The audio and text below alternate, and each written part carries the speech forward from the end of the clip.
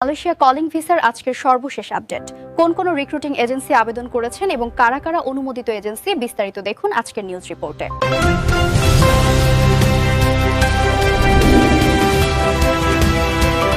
2026 সালে মালয়েশিয়ার calling visa নিয়ে আবারও সমালোচনা।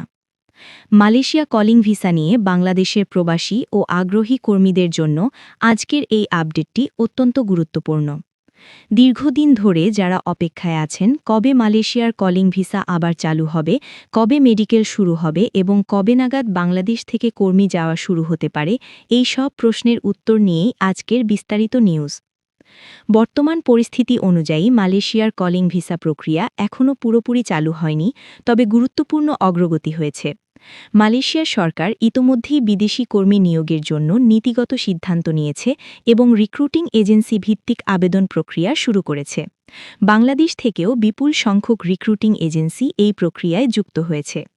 বাংলাদেশে আসন্ন জাতীয় নির্বাচন একটি গুরুত্বপূর্ণ বিষয় হিসেবে বিবেচনায় রয়েছে।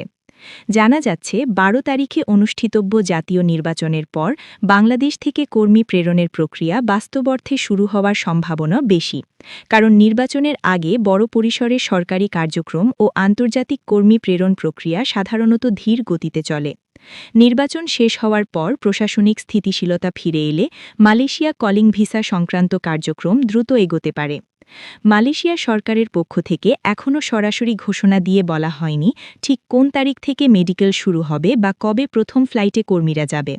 তবে অভ্যন্তরীণ সূত্র ও সংশ্লিষ্ট মহলের ধারণা অনুযায়ী নির্বাচনের পর ধাপে ধাপে মেডিকেল কার্যক্রম চালু হতে পারে এবং তার কিছুদিন পরই প্রথম দফায় কর্মী যাত্রা শুরু হওয়ার সম্ভাবনা রয়েছে।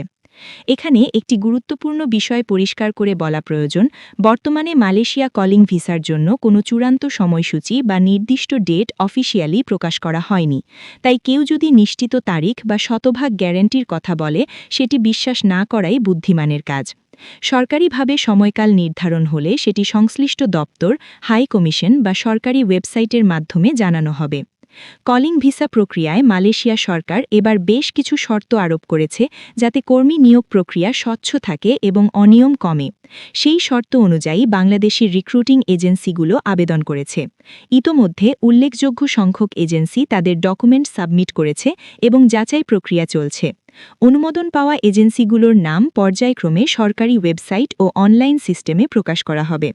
বাংলাদেশি কর্মীদের জন্য সবচেয়ে গুরুত্বপূর্ণ তথ্য হল, এখনই কারো কাছে পাসপোর্ট জমা দেওয়া বা বড় অঙ্কের টাকা লেনদেন করা উচিত নয়। যতক্ষণ পর্যন্ত অনুমোদিত এজেন্সির তালিকা প্রকাশ না হয় এবং মেডিকেল ও ভিসা সংক্রান্ত অফিসিয়াল নির্দেশনা না আসে, ততক্ষণ অপেক্ষা করাই নিরাপদ সিদ্ধান্ত।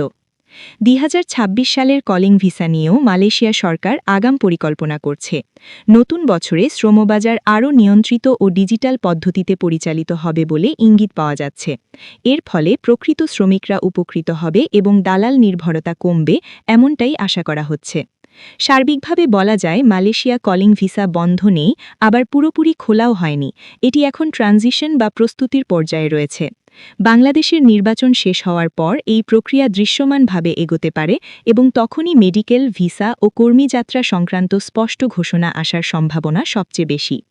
এই মুহূর্তে করণীয় হল সঠিক তথ্যের অপেক্ষা করা, অফিসিয়াল সোর্স ফলো করা এবং গুজব বা অতিরঞ্জিত প্রচারণা থেকে দূরে থাকা। যারা সত্যিই মালয়েশিয়ায় যেতে আগ্রহী, তারা যেন ধৈর্য ধরে সঠিক সময়ের জন্য প্রস্তুত থাকেন। এখন প্রশ্ন একটাই, কবে চূড়ান্ত ঘোষণা আসবে? সেই উত্তর সময়ে দেবে। আমরা প্রতিদিনের আপডেট নজরে রাখছি এবং যে কোনো অফিসিয়াল তথ্য এলেই আপনাদের আগে জানানো হবে। আজকের মতো এখানেই শেষ করছি।